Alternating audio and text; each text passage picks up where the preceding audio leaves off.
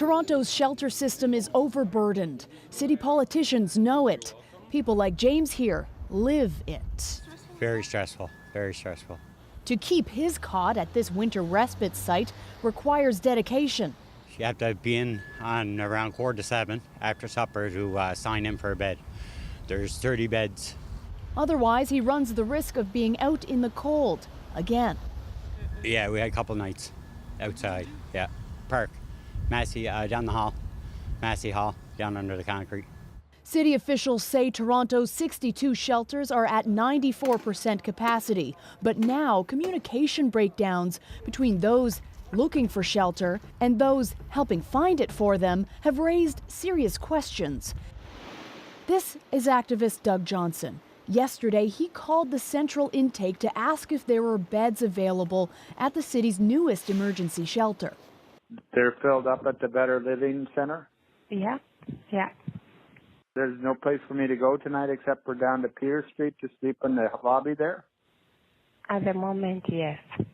We walked down there, and the Better Living Center said they could take people. The experience was enough for Johnson to accuse the city of penny pinching, saying that the city pays third-party run shelters a per diem for the beds that are filled, not the ones that sit empty.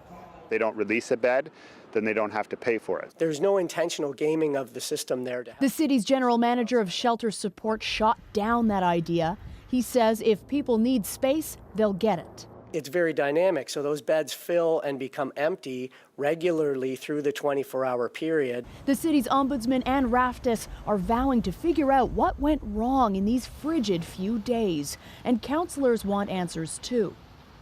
On that issue, the communication piece, I think the activists have a good point. There is a lot at stake here, and this is why the emotions are so high now. Emotions are high. The stakes of being turned away are even higher. Ask James. And they'll leave you in there for a half hour or whatever to warm up, and then they'll give you a token and try to send you somewhere to get a bed, right? But yeah, it's really hard, really hard. Alicia Chasson, CBC News, Toronto. We want to tell you a bit more now about how volunteers ended up shining a big, bright spotlight on the shelter problems in Toronto, simply because they wanted to help their neighbors stay warm. I was on Twitter at about 11:30 on the 30th of December. Saw that one of the intake centers had posted that they had nowhere to give people to go, and reached out to my network and said, listen, I'll pay for a hotel room if others can contribute. We might be able to cover some people for the night. And over the past couple of days, over 100 and I think we're at 136 pledges now have come in of rooms. And we've gotten 18 people into rooms over the past couple of days, and it's been amazing to see what's happened.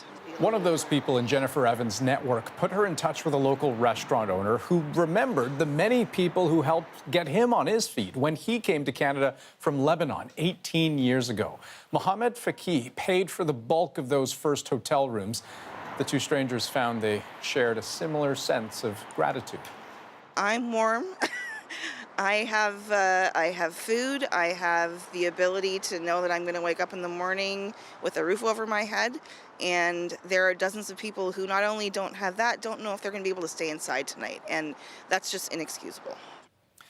Now, the group says they're not sure how long the hotels will be needed, but they say they'll check in every day. Now, one silver lining here is that the number of Canadians using emergency shelters has been declining over the years. Almost 20,000 fewer people are using them in 2014 compared to a decade earlier. But there's still an incredible strain on the system. On average, emergency shelters in Canada operate at more than 90% capacity.